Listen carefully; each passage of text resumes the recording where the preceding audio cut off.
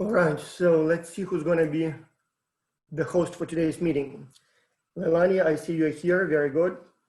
So how does it go? I'm not, I think your microphone is muted. Good morning, everybody. If you could just give us some updates on what's going on in X Culture this week, and then Annette will take over from there. Is Annette on the call? Annette Ania. I don't or see Annette her and now. Anit. Yeah, I don't see her yet, but hopefully she will be with us any minute. But yes, briefly where we stand at this time. So as expected, we do have the largest group this semester ever. So we have 4.6 thousand people in the late semester, in the late track scheduled to participate, of which over 4,000 are already on the teams. We just added another 150 yesterday. And there are about 500 people who have not taken the test yet, but will be placed on teams hopefully any day now. Plus, additionally, obviously, we have the teenagers and the professionals. Again, so nice international big group. So the teams were formed on Monday, 6 days ago. And then we added a few more people to teams throughout the week. So I believe about 3,500 were placed on teams at the beginning of the week, and then another 150 every day afterwards. So as of this time, all of the teenager teams are basically 7 people, 7 countries. But the university student teams usually have 6 people and usually have 2 students from the United States, and then everybody else is from somewhere else. Although the American students are usually from 2 different states, and often one of them is an international student in the United States. So this week, all the students have to do is just get to know each other. So the first survey was basically, have you established the contact? And the one that is due tomorrow, all it asks to do is to tell us how well you know each other. And I've received a few emails from students who were, sort of panicking and saying, oh, I'm not sure when this person's how old is this person or how many countries this person traveled to. But that's the whole point. So we do not sort of grade or evaluate your knowledge of your team, but the survey is there so that you ask your team members, hey, do you have a pet at home? How many languages do you speak? How many countries did you visit? So that you kind of get to know each other a little bit. But don't worry, that's this week, all you have to do is just to get to know each other. The only important kind of change or announcement that I want to make beyond sort of the obvious things is that we've added a few more companies to the list. So I think now we have 16 companies to choose from. And so those of you who did not notice that change or addition, if you go to the list of the companies, you will see we have added a Lithuanian mineral water company. So they make bottled mineral water. Then we added a French beer maker, so they make beer. And then we added a British financial services and business analytics company. So now you have a little bit more to choose from. But yeah, other than that, everything's going very well. So this week, getting to know each other. Next week, selecting the client company. And then the week after, you will have to start producing some deliverables that will be evaluated, or at least, will be part of the final report. Mm-hmm, mm-hmm. So here's how we're going to manage today's tour. As you guys know, we have a tour planned for everybody today to go through Nepal. So this is our first one. It's exciting. We already have 3 questions, one from Tatiana. And then she says that in the email, we get a new coach, and I got a link to Orange Team. What does Orange mean? So as the faculty lead with the coaches, what we decided to do was divide the coaches in groups. And in each group, you'll have one senior coach, and then 2 standard coaches. And the 3 make up a team. And that team is identified by a color. So if you've got an orange team, that means that they will be contacting you soon, and they will introduce themselves to you, okay? Again, each color group of coaches is approximately 3 coaches. And Jessica has a question. Are there other teams than the ones we are assigned? No, you are only assigned to one team.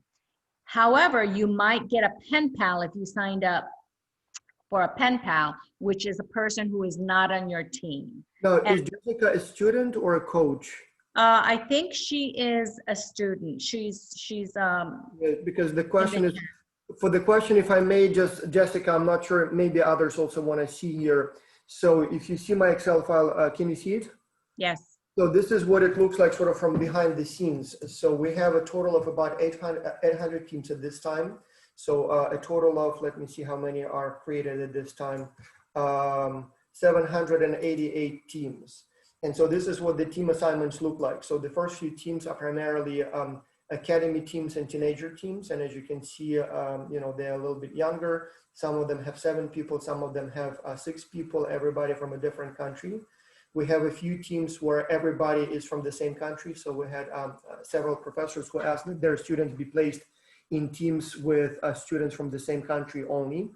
And then, so this is what the university student teams look like a student from the United States, one from France, one from India, one from Kenya, one from Hungary, for example. So only 5 people on this team, 6 on others, and then there will be usually 6 or more towards the end of the project. And the reason the student teams, university student teams are a little smaller is because, as I said, when we look at the list here, so all of these people, that's the teenagers. Then we have a bunch of people who are non-student professionals. Then we have basically all of the university students.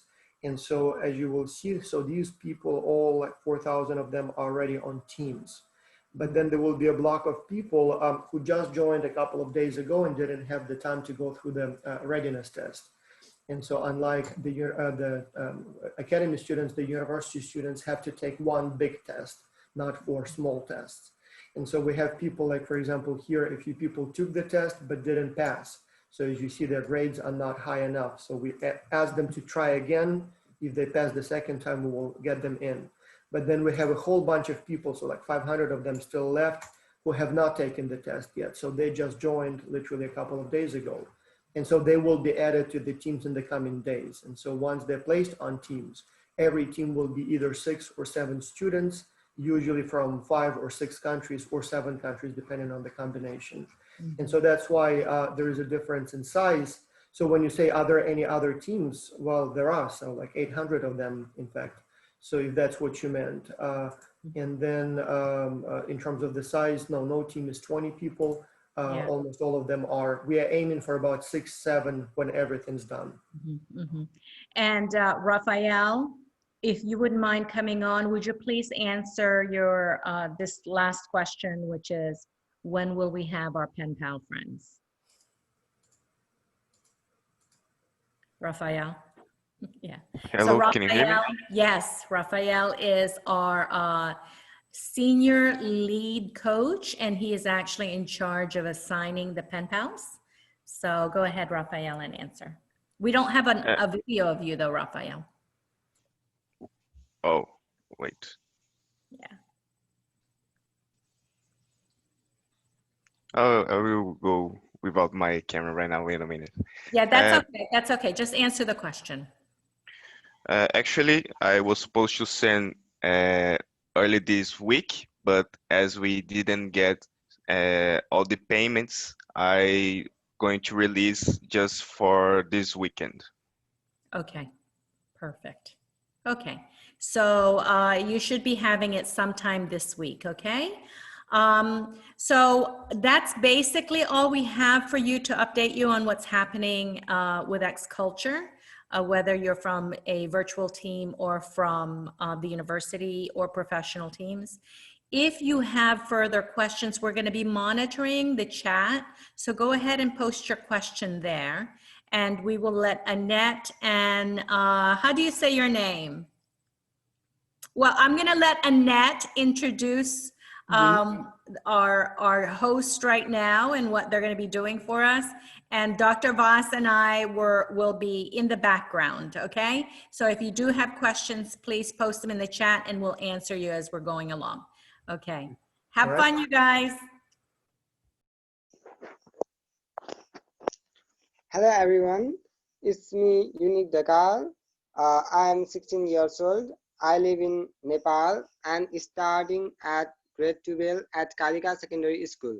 My hobbies are to make new friends, write scientific fictional story, read applied physics book, dancing and singing, but only in bathroom, observe star at night, planting trees and so on.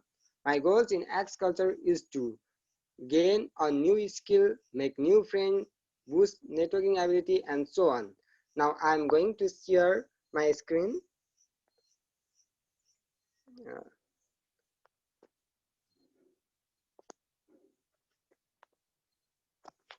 okay, all of you. You are welcome in the virtual tour in Nepal. In world, there are numerous beautiful places. Among them, Nepal is a country with numerous mind-blowing places. Nepal is a small country with just 1,47,516 km area with vast cultural and environmental difference.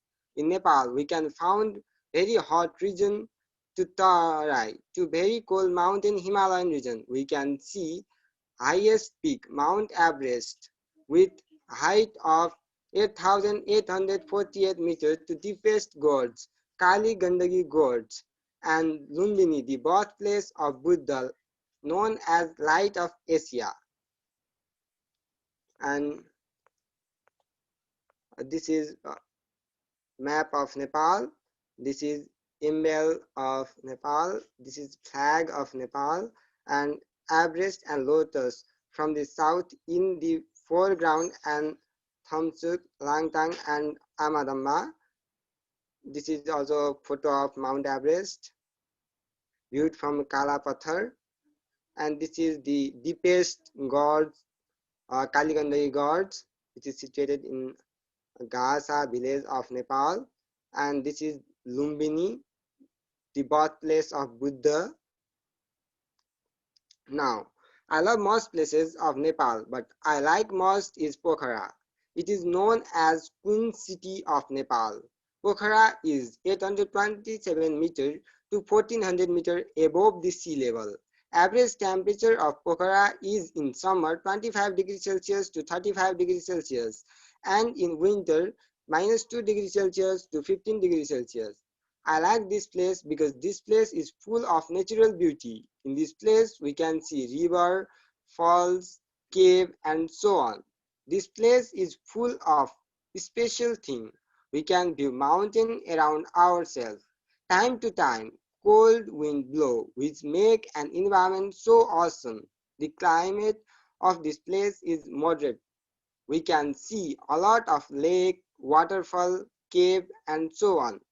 Pokhara is rich in nature like Phewa Lake, Begnas Lake, Rupa Lake.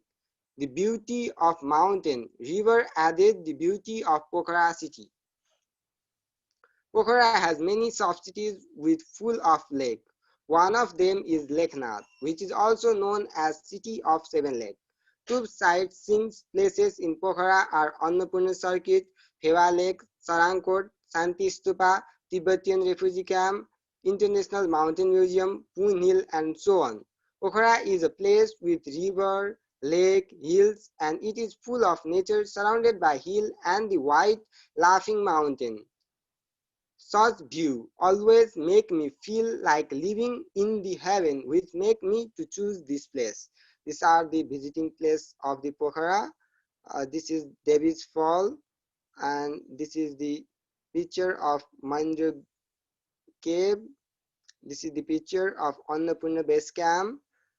This is the picture of Phewa Lake, and this is the view of Annapurna Conservation Area from Sarangkot. This is again Phewa Lake, and this is Shanti Stupa, also known as Peace Stupa. This is Tibetan refugee camp, and here we can see the Lumle, and this is Poon Hill of Pokhara. Now, due to COVID-19, I couldn't go far from my city, so I have collected some video near to my house. Places I covered are rice paddy. Rice paddy is a staple food in most parts of the world. Here in Nepal, we grow rice paddy and have several periods. This is one, a local one, in my home area irrigated with water from River Seti. Irrigation system. Machapuzre, also known as Fistel Mountain, is a mountain situated in the Annapurna Massif of Gandaki Pradesh, north-central Nepal. Its highest peak has never been officially climbed due to the impossibility of gaining a permit from Government of Nepal. Elevation 6,993 meter. Mountain range Himalayas. Parent range Annapurna. Location north central Nepal. First ascent unclimbed. The river.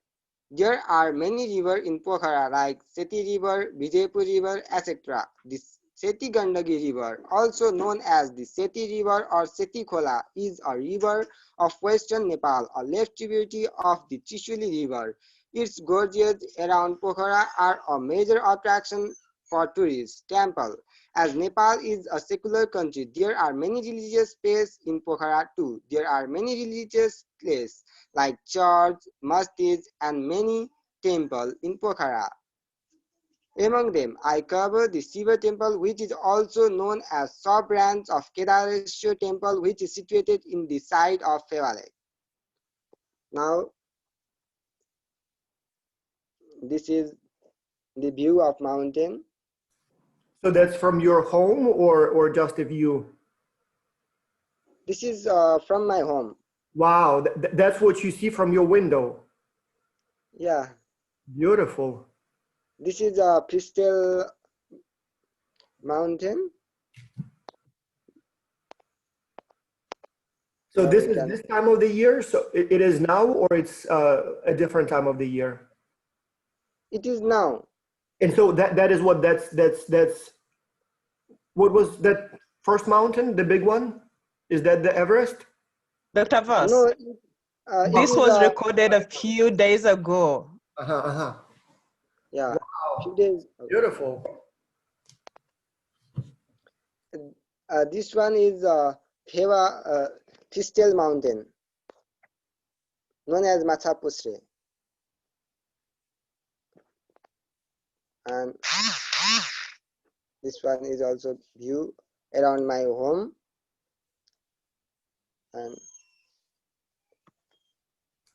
And this is a rice paddy, which is an stable food in most part of world, and it is known as the mostly eaten food in Nepal. So it is pretty warm, despite the altitude. It's pretty warm, right? It's somehow warm, but its average temperature is about 25 degrees Celsius to 35 degrees Celsius in summer, and -2 degrees Celsius to 15 degrees Celsius in winter. Okay. And I'm in the way to the Shiva temple, which is located in my cities.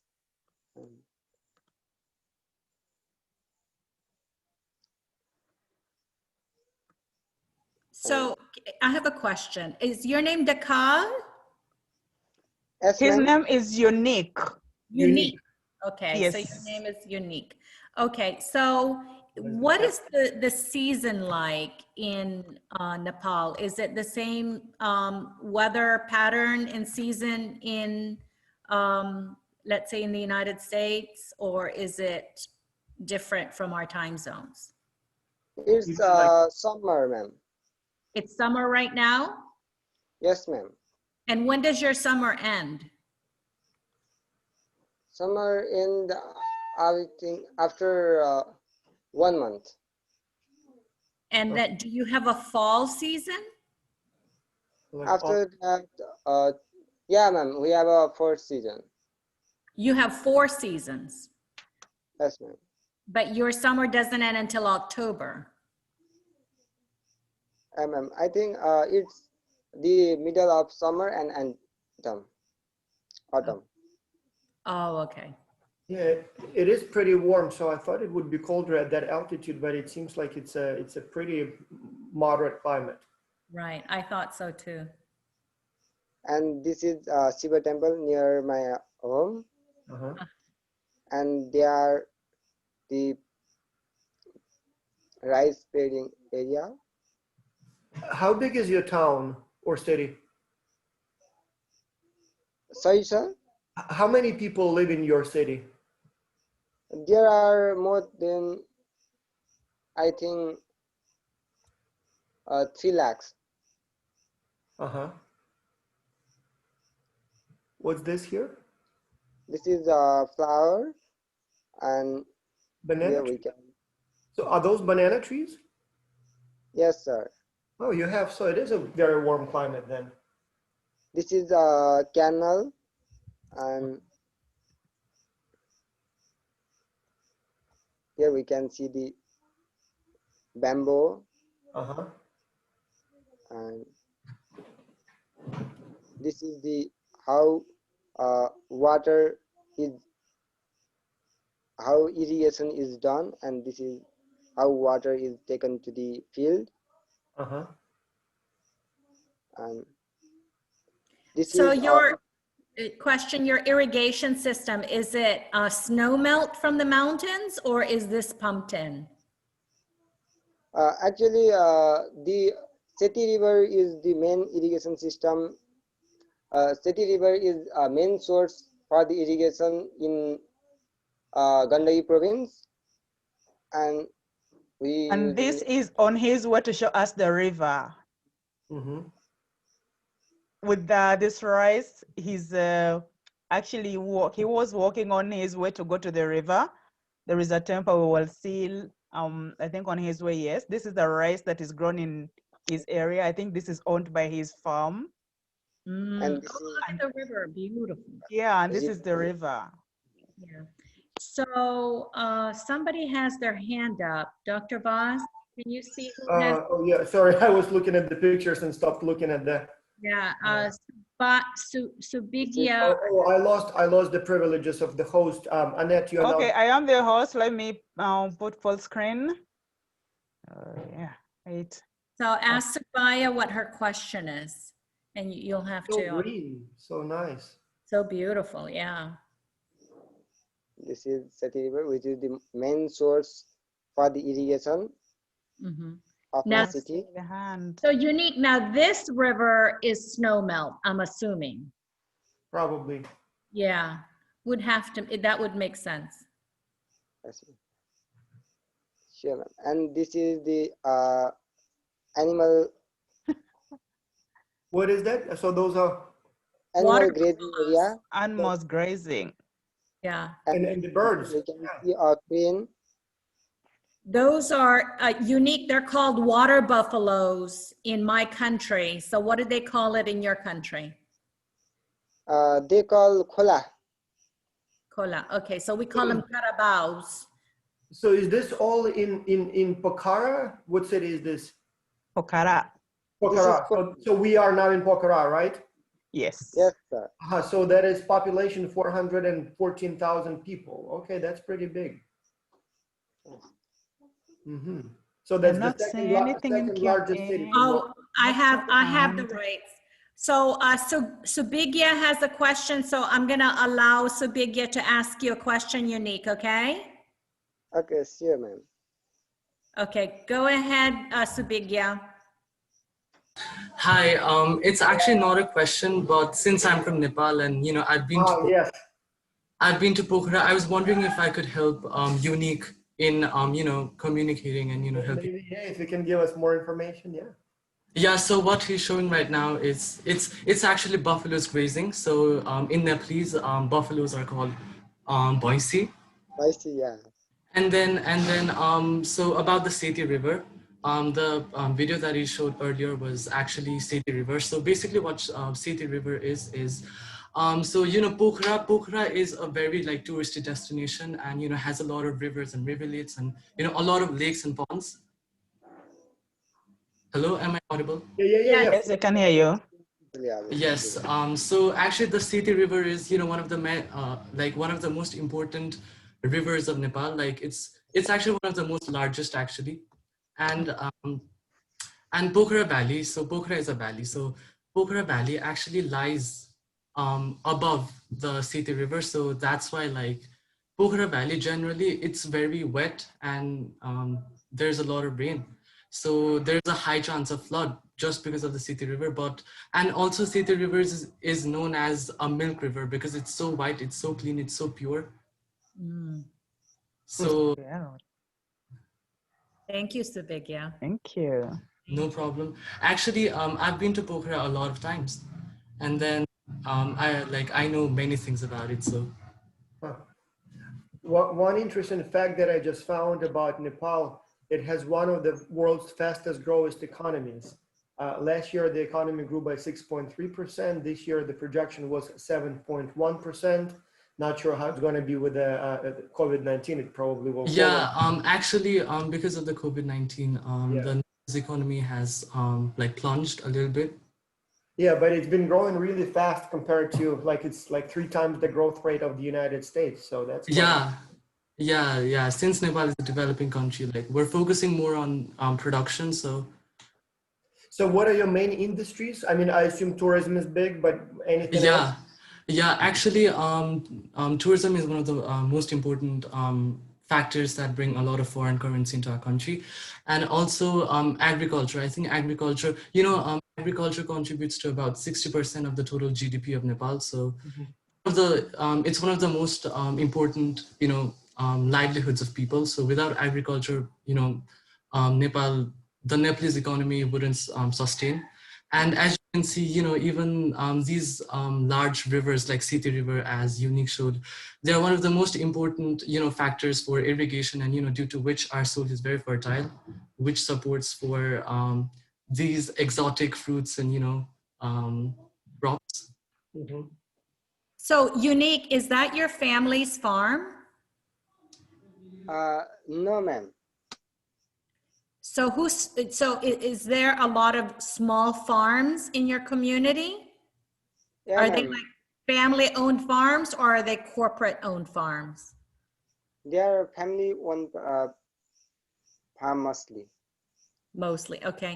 And so is the rice the main crop that's grown in your community? There are many crops like barley, wheat also grown, but mainly grown is rice. Okay. Okay. Now, guys, Unique, there is a question here. What's the most grown crop in Nepal? Probably that is rice, I think. mhm. And another question from another anonymous attendee. Does Pokhara's economy rely on tourism mostly? Yeah, mostly Pokhara lies in tourism, but here is many somehow industries and farming is also secondary and animal husbandry, but tourism is the must thing to on. Now, one question I have, I noticed that the shape of your flag is a little different. Like most of the flags are rectangular and Yeah. you're like 2 triangles. Why is that and what does it mean? It means okay, I have to share, I think. It means that okay, let me share that. It means all Nepalis are unity and deep blue. Sorry. It means that up to when there is the existence of sun and moon, it will be there will be Nepali, and the blue blue color in corner represent the peace loving country, and that one. And how about the emblem? Like the slide before that was the emblem. What does it mean? Like, the other, yeah. So what does this one mean? There is one slogans in Sanskrit that Janani Janma Bhumis Sata Swarga Dipi Gariasi. which means mothers and mother's land are greater than heaven. And this means that in Nepal, women and men are equally treated. So there is handshake between male and female, and it means that the culture, there is no, Nepal is a secular country, and Nepal will never tolerate any kind of violence related to culture, sex, and anything. Okay. So I have a couple of questions here for you, Unique. Who is the current president of Nepal? I was actually typing this, Dr. B. I was responding to the current president of Nepal. Sharma Oli is the current Prime Minister of the Nepal. Vidya Devi. Okay, who would that be? Dari. President is Vidya Devi Bhandari, and present Prime Minister is KP Sharma Oli, Khagendra Prasad Oli.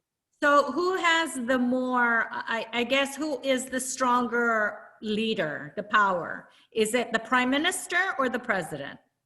As the president is known as the head of the nation, but also the whole right to goes to the prime minister. So I think prime minister is more powerful than president. Okay, okay. And here's another question. Is Nepal developed in general?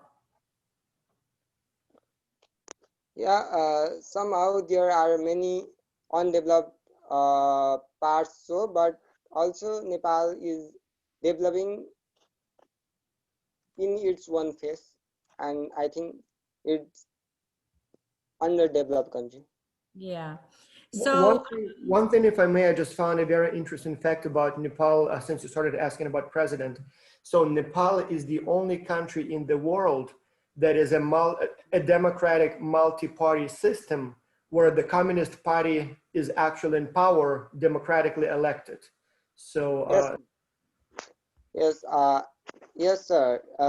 Presently, the communist is in the power of our country, and it won in election by 2/3 majority. Oh. Yeah, so like the actual victory, so through a democratic election, yeah. So Unique, I hope you don't mind, but Subigya wanted to he had some things to add to your discussion. So we're going to invite Subigya to come back on. Sure, Actually, Nepal is not an underdeveloped country, so that's just something that I want to clear, because as Dr. Vas previously said, Nepal is one of those countries whose economy is rising at a very rapid rate. Yeah. So actually, Nepal is like, I think the word underdeveloped sounds, I think, a little, misleading. Exactly. So Nepal is a developing country. That's what I want to say. So Subigya, is that based on the United Nations Development Index? I'm not so sure about that, but like so far as I'm aware, the Nepalese economy is one of the most progressive and increasing economies in the world.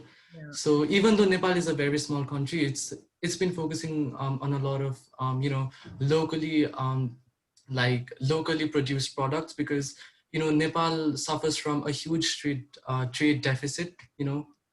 Yeah, I'm looking at the classifications by the Human Development Index, and according to the United Nations, it's a medium human development. So it is 0.6 basically. So it's very respectable, but one of the fastest growing. So it's been growing by about 1.2% every year for the last. So it's actually yeah. So that would validate that it is a developing country as opposed to underdeveloped. Yay! So and also, like, one of the most important and one of the most interesting fact about Nepal is that actually it has world's 8 of the world's UNESCO World Heritage Sites is in Kathmandu Valley. So that's one of the very prestigious, and which makes Kathmandu, and not only Kathmandu but the entire country, very cosmopolitan, very multicultural, and very multilingual. And also to top that off, like as you know, Nepal is a mountainous country, so it has the world's 8 of the world's top 10 mountains lie in Nepal. Mhm. Mhm. And also it's second richest in water resources in the world. Yeah. So I have a question. Unique, where are you relative to Kathmandu? I'm Pokhara is 200 kilometers away from Kathmandu. How long is that by car? So when you drive, because of the mountains and all of that stuff, how long is that by car? It took nearly 3 hours. In car and in bus, it took 5 hours. Okay. Now, Unique, I have a question, or Sabigya. So you have several neighbors. So I understand it's what, India, Bangladesh, Bhutan. Yeah. So what are your relationships with the neighbors, and which one is sort of, because I'm looking at the ethnic composition of Nepal, it's extremely diverse. You have like 20 different ethnicities there, and all of them are like no majority. Everybody is roughly the same. So I'm trying to connect, like which of the neighboring countries is more like Nepal, or you are completely unique? Okay, so in Nepal there are 123 castes, 123 ethnicities who speak about 125 languages. Wow. So since Nepal is actually sandwiched between the world's second largest economy, which is China, and then like one of the world's superpower, which is China and India. So it does its best to remain neutral, because Nepal is so small relative to India and China. So I think China is, like, culturally, China is very different than Nepal. But India and Nepal, they're very similar in terms of culture, because the foods are similar. We have a very strong bonding between both the countries, but I'd say Nepal is very similar to India. And the languages, so I understand you have over 100 languages, but in terms of the origin, is it more like Sanskrit, more like Indian, or is it more similar to what, for example, like the Chinese languages, or something completely unique? Origin is much likely Sanskrit, I think. Yes, sir. Actually, the Sanskrit language was originated in Nepal. Uh-huh. So actually, a lot of English words are actually derived from Sanskrit. So Yeah. No, but the idea, Subhigya, right, is, yeah. so for example, Buddhism, which should have been, I'm thinking, been the mainstay of India, because the Buddha is from India, or it. No, Did no, you no. guys say that He's from Nepal. Nepal. No, actually, Except that he practiced Buddhism in India, right? So, but do you know that that Buddhism is actually practiced highest in China, and yes. the religion that's practiced highest in India is Hinduism? Yes, yes. So the question is then, so I have a question here. What is the main religion practiced in Nepal? Is it Buddhism?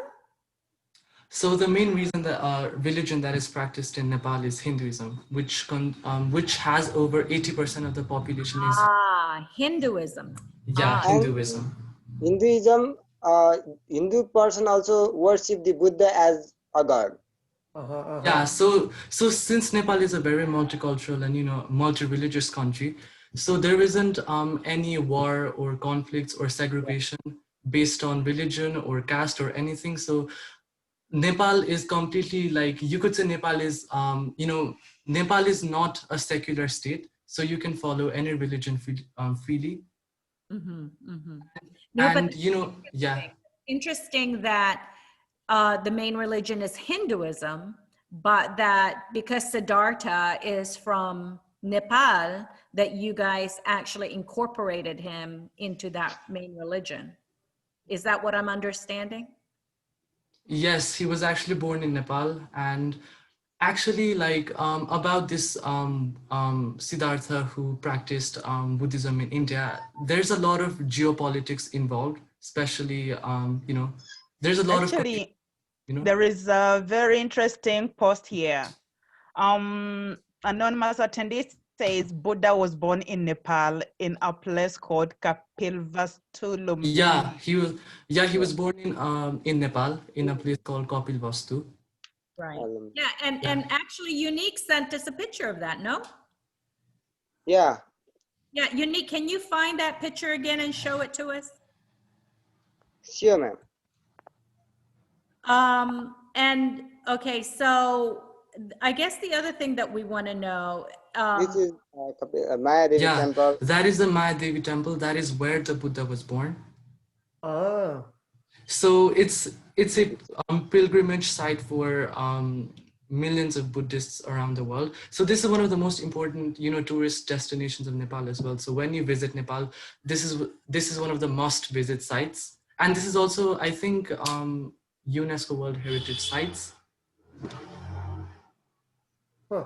so, okay, I have another question here with regards to your governmental system.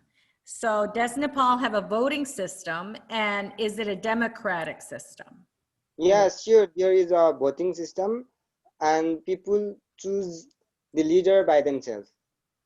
Okay. Yeah, it's a completely free and, you know, Nepal is a inclusive, like federal fair. state. Yeah. Is it, so you know the United States, and I don't want to open a can of worms, but we have this system called, oh, what is it called? Help me here, Voss. I'm losing my mind. Electoral votes. We No, have, they have a direct election from what I read. so you guys, so we have electoral votes, which is what we use to vote in our leaders or our president, versus what I'm assuming you have in your country, which is by popular vote, which is by individual vote. Is that correct? Yes. So actually, the way of so did you ask me about like how the voting is done? Yes. So, okay, so how it's done is, so in different municipalities and communities, there are actually representatives come a week, I think a week before the actual voting day. So they actually install few voting booths, you know. Mm-hmm. And then, so Nepal follows a very conventional voting system. So there's this ballot paper and ballot box where you put the stamp, and then you fold the paper carefully just so that the ink doesn't spread, you know. Mm-hmm. And then the paper is put inside the ballot box, and that's how you vote. Mm-hmm. Unique, can I ask you, would you be able to show us the city from the window at this time? I assume it's a very late hour now. Is there anything else to see at this time, or it's too It's dark? Already Probably 7 and dark. probably 7 too and dark. 16, Okay. and it's really dark. It's really dark, Voss, and there's Yeah, no I lamps, like, so you guys don't have street lights, I'm assuming. well, there may be some, But yeah, but it is, No. it is almost. Actually, in I Nepal, there are so. street lights, a lot of street lights. Of course, yeah. actually, Dr. Vas and Dr. B, we tried getting a video, a real-time video, and it was not visible because That's visible. when you check in his videos, you see all those beautiful features from a distance. Yeah. So at night, you're not able to see that. Okay. One interesting thing I found about Nepal, it has one of the lowest crime rates in Asia. So one of the safest countries. So maybe we should consider doing maybe some conference there sometime. It's relatively. Oh, Dr. Voss. Dr. Voss, you make my life so hard. That's a brilliant I would love idea, to Yeah. Dr. Vas. Why not? Well, as I said, I checked out some statistics. It's very safe and relatively. Yeah, So yeah. it's So, very safe. okay, so And let's answer a couple of more questions here. So if Nepal is, I don't know. Well, this one I think is a little bit political, so I'm sorry that we're not going to get into the geopolitical, socio-political issues, because I think that would eat up a lot of our time. But I do have a question for you with regards to the region. Who is Nepal's trading partners? Because I'm assuming that you guys do a lot of trading within your region of the world. So who would that be? Nepal, it's all country as a friendly country. and we do trading from both China and Nepal and Bangladesh and so on. But main trading country is known as India. Ah, that would make sense. And because you guys have a similar culture, I'm assuming that Nepal's, what you and Subigya said, that Nepal has a similar culture as India, correct? My question is, do you have a class system? Because you said you have no caste in Nepal, but do you have a class system in Nepal? Yes, we actually have a class system. It's all man-made, by the way. And we don't follow it now because of, it was, I think about 20 to 30 years ago, it was blindly and religiously followed. But now it's not, like, it's not as visible, but somehow there is, but it's not very visible, and it's almost extinct now. Is that among the young people? Yes, it's mostly like among the young people because of the rise in education, but still the elderly people still follow it. But it's, and also on top of that, it's really hard to change the perspectives and the thinking Absolutely. of the elderly people, because that's what they've been seeing all their lives. So Yeah. it's mostly among the young people. Yeah, Unique, did you have something to add? And according to Nepal law, also nobody can be discriminated on the basis of caste and so on. Right. Okay, so, and that's a value system that you guys really recognize, correct?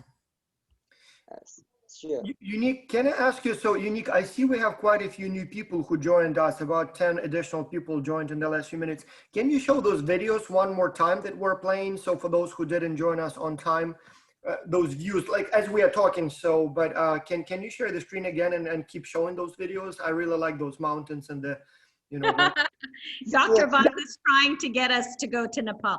Dr. Vaz, Especially that river is so quiet and pure. go and visit Nepal. Yeah, well, let's see the videos at least again, so we can keep talking about politics and culture, but I thought the videos were so beautiful. Actually, Unique, I also have a question for you. Okay, so this is the view from your house.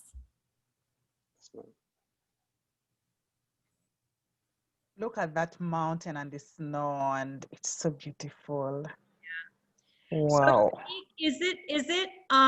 does it have snow year round? Actually, in Pokhara, many places like Lumbini, there will be snow, but not in my community. No, but is it up in the mountain? Do the mountains have snow all year? Yes. Yeah. Yes, mountain. Actually, like one of the most interesting facts about Nepal is, even though it's a mountainous country and it has a lot of mountains, but actually in places like Pokhara, in major cities, it doesn't snow. So the snow only happens in the tall mountains, and since it has a very mild climate in general, like the climate just doesn't support snow. So the only snow that happens is in mountains. In the mountains, yeah.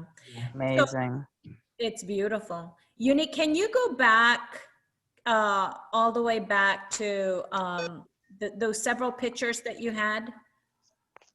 Sure, ma'am. Okay, so I want to know this. No, go back. Nope, the other way. The other way. The other way. The other way. Go back. Scroll forward. Forward, forward, forward, forward, forward. Okay, pause. Pause. Backward. Go back one. There. Yes, this. Yeah.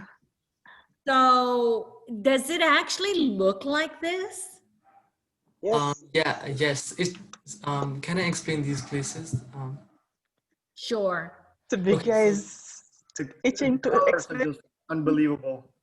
Beautiful. Yeah, I've been to these places so many times that I know everything about it. Okay, tell us. So So the lake that you see, the mountain range, that's actually the Masaputra Himal, which is a fishtail mountain, and Pokhara is famous for that. And also, I don't know if you can see or not, but you know the main peak, the top of the mountain is shaped like a fishtail. That's like the literal shape of the fish, like the Like the tail shape. fin of it. Yeah. I can see that. Thank Yeah. you. Thank you, Unique. Yeah, Oh, so just like a yes. fin. I got it. Yes, yeah, yeah. More than a fin, it's shaped like the tail of a fish. You know, Ah, okay. Yes. uh, and then the lake. That's That's why it's called the Fishtail River, sorry, mountain, right? yeah, Fishtail Mountain, and you know, Okay. it's one of the most prominent mountains of Nepal. And then right beside it, like you see an island, right? Yes, Yes. on top. Is Yeah, that the one on top? yeah, on top. Yeah. On Uh-huh. Unique, can you the focus on the island? Oh, okay. Yeah, Yeah. so that island is called as Tal Barahi Temple. All right. And this island is situated right in the middle of a like a very famous internationally recognized lake called Phewa Lake. It's one of the most important, and you know, like one of the, like economically one of the most crucial lake of Nepal, because you know mostly fishing and a lot of trading happen there. And also this is, and I think this is these places are one of the most important reason that Pokhara is the main tourism hub of Nepal, because actually Pokhara receives about, I don't know, maybe around half a million tourists a year from all over the world. Mm-hmm. And the and then you see the Peace Pagoda at the bottom left, bottom right. And then that is actually based on Buddhism. So that is also one of the most important um, tourism sites of Nepal. And from that spot, you could see the entire Pokhara Valley, and that's actually the most highest spot of the entire valley. Ah, very nice. Very nice. Unique. I want to see what you're wearing because it looks like you are representing Yes, maybe good your question. tradition. Yeah, same thing here. Yes, ma'am. I'm wearing the national uh, cloth of our country, Daura Sirbal and Topi. Say that again. I'm sorry. I'm wearing the national cloth of our country known as Daura, Surbal, and Topi. So top is the hat. Yeah, Topi is in head, and this is Ah, known as Daura, Surbal, and this is. And what's that golden pin that you have there? Does it symbolize like this looks like a branch of a tree? So is that so also some like official symbol or it just like Yes, so that's the kukuri. Kukuri means knife, because as you know, the Nepalese Gurkhas. Yeah, Okay. as so I guess. And you know, the Nepalese Gurkhas were one of the world's most strongest soldiers and fighters. So Nepal takes in like a lot of pride from its Gurkhas. So we always make sure that when we're wearing something traditional, we represent them. So we always make sure to put the badge of kukuri, because actually kukuri is a knife. So knife represents soldiers, right? And since the Nepalese soldiers were one of the world's most strongest and you know one of the world's most known soldiers, we take pride in them. So that's why whenever we're wearing something traditional, we make sure to pay a tribute to them for the contributions that they've done. Annette, can you move Sibigia to the panelist list? I want to see him. I didn't realize he was just allowed to talk, but we don't see his video. Who's Would the be big interesting. Oh, Sibigia, Sophia, yes, is your video on? I think you don't can- have an option to I turn it think you on. can't. You need to Oh, change the okay. role to the panelist. Let me make you. No, he is in the panelists. He just No, did. no, he's the attendee who is allowed to speak. So we didn't. I've change his promoted him to panelist. role. Mhm. Okay. Okay. So, We met Unique, I have a couple of more questions for you. Okay, so is Mount Everest linked to Nepal? Is one question. Yeah, Unique. I think it has access from different countries, doesn't it? Like it's right on the border. no, okay. So actually Mount Everest is completely in Nepal. Like it Oh, lies, it is? it lies 100% in Nepal. Actually, like there's a lot of speculation that, you know, about 25% of Mount Everest lies in China because it's right at the border between China and, but a lot of surveys has already proven that Mount Everest completely lies in Nepal. But actually, a lot of trekkers, you know, a lot of mountaineers climb from China too. Yes, but Subigya, who claims it Nepal, legitimately? Nepal. Nepal, yeah. So that So it answers. seems like it's a important issue because yeah, Yes. you can tell that it's Actually, it's since China doesn't have like a majority part of the Mount Everest, like China doesn't legally have the right to claim over it, so it's Nepal's 100%. Yes. Yes. and K2 is fully in Nepal, right? No, no, no. Mount K2 is It is Pakistan. in Oh, it's Pakistan. Yeah, Oh, I didn't Pakistan. realize that. Okay, Yeah. K2. And then actually, since Mount Everest is the first, the tallest mountain in the world, and then the second one is Mount K2, and then after that, it's one. like all of the world's highest mountains up until top 10 belongs to Nepal. Yeah. So Leilani, you can tell there is a little sort of Yes. yeah, contest going on or a rivalry going on. You know who owns yeah. April Pandy. That Yeah. so April, I totally understand. So totally understand that, and it's a well, very all over, boss. Because remember, I come from the Philippines, which is in the South China Sea, so you can imagine, you know, Yeah. some of our challenges. So April Pandy, if you could please put this video, she just emailed me a video link. Go ahead and put it in the chat live so that everybody could link it, please, and they can watch it on their own later. So Unique. yeah. Unique, a couple of things from the anonymous attendees. One is that kukri is a national weapon of Nepal, so we've already validated that. And that Oh, there is a hand. Gurkhas are really brave and renowned worldwide. So I just wanted to let you guys know that that's what's being said by people before I delete this. The other thing they want to know, Unique, is what kind of festivals do you practice or do you celebrate in Nepal?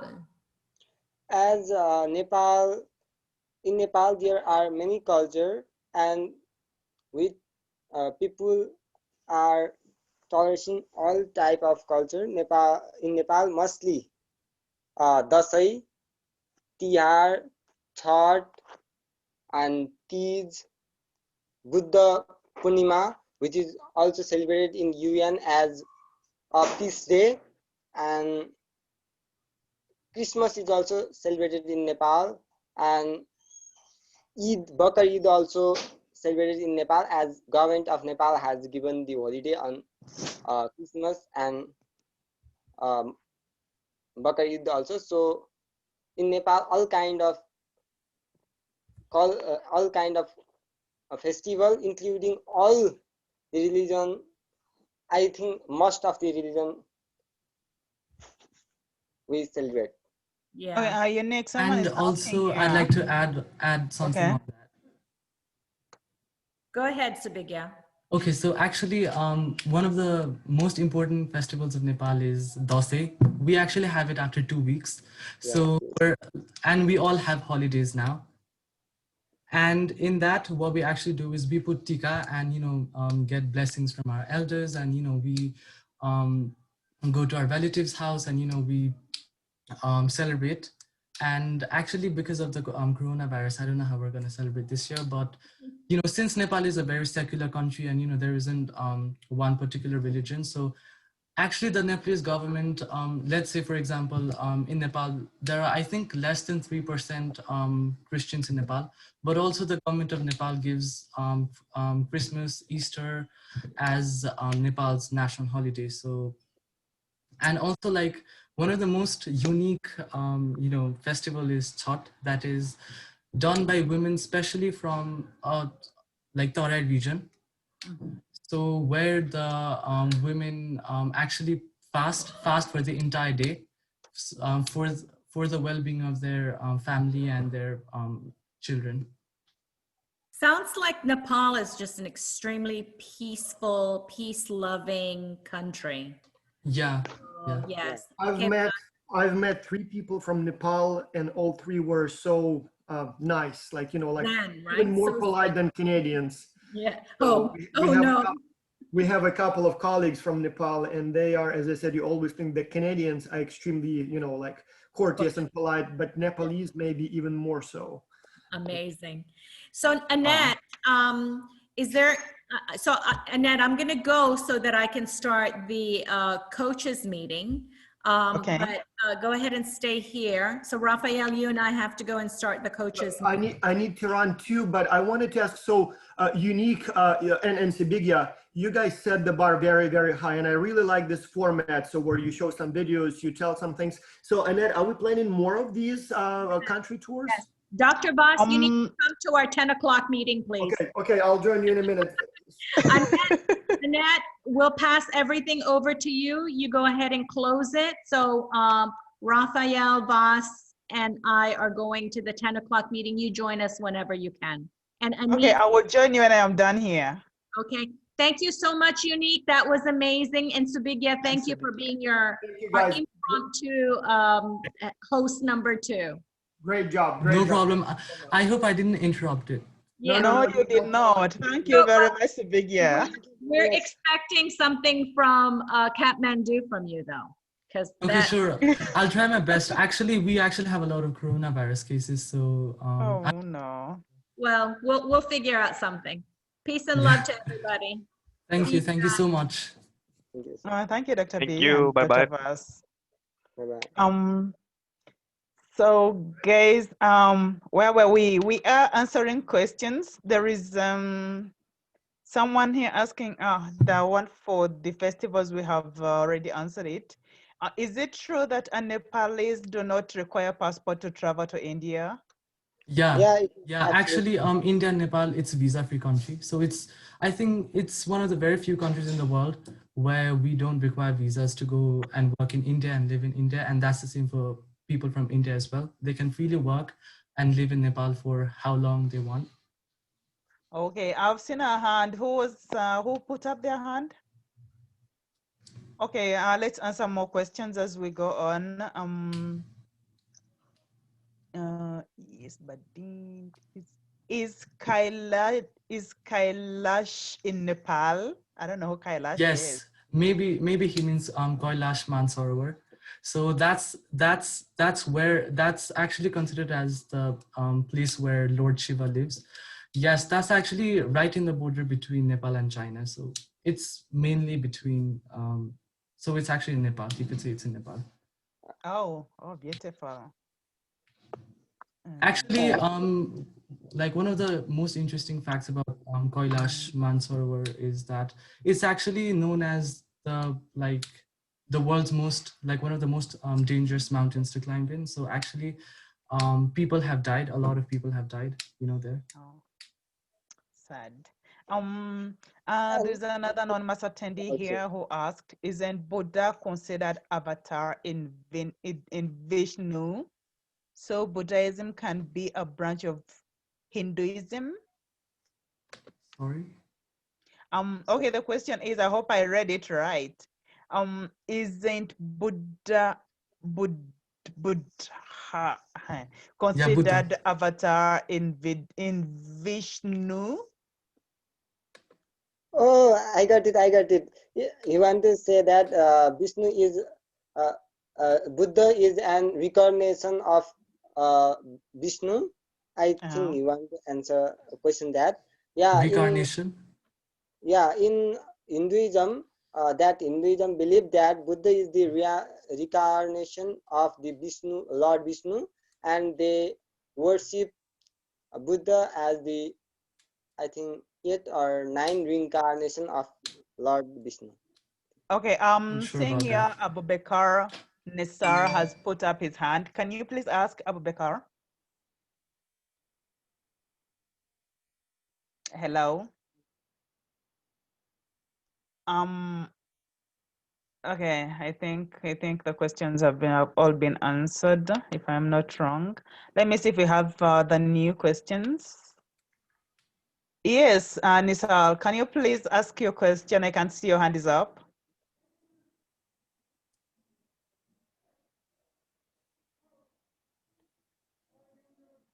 We cannot allow to talk. Sorry, I've allowed you to talk. I didn't raise hand. Oh, you did not raise your hand? No. Okay, that's okay. I'll take it back.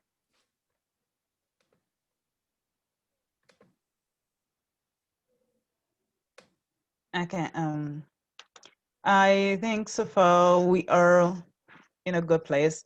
Anit, can you say hi to people? Hello, I'm sorry I was late. That is fine. It was amazing. Thank you, Anit. Thank you, Unique. Thank you, Subhigya. Did we answer all the questions? Yeah, I think we've answered all the questions, if I am not wrong. I'm checking and I see how many types of festivals do celebrate in Nepal. Yeah, here it is. Yes, we've answered all the questions. We've answered all the questions from where I'm saying. I'm seeing Ankita Mania's hand is up. Let me allow you to talk. Yes, please ask your question.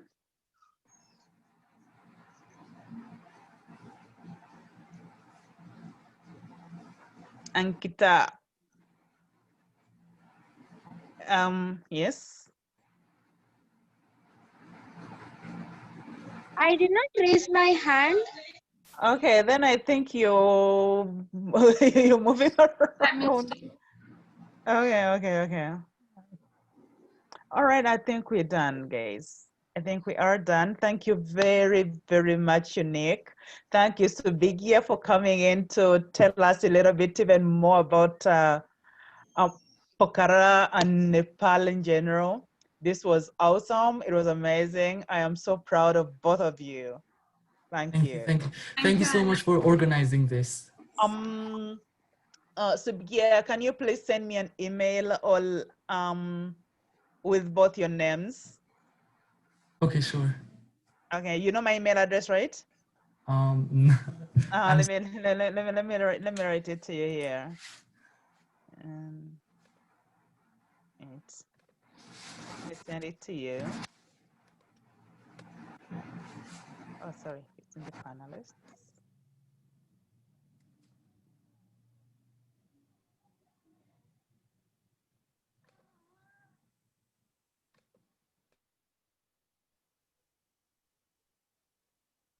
You've got it? yeah, I just Yes. received it. Please send me an Thank email you. with Okay. with Okay, both sure. your names and your details. Okay, sure. Details Okay, as thank you. Yeah. details as in details. Just school, class, just anything you would want Excalibur to know about you. Hey, okay, sure. Thank you. Thank Okay. you so much. Okay, thank you very much, both of you. I will have to end this. There's another meeting I and need to join. Again, thank you very much.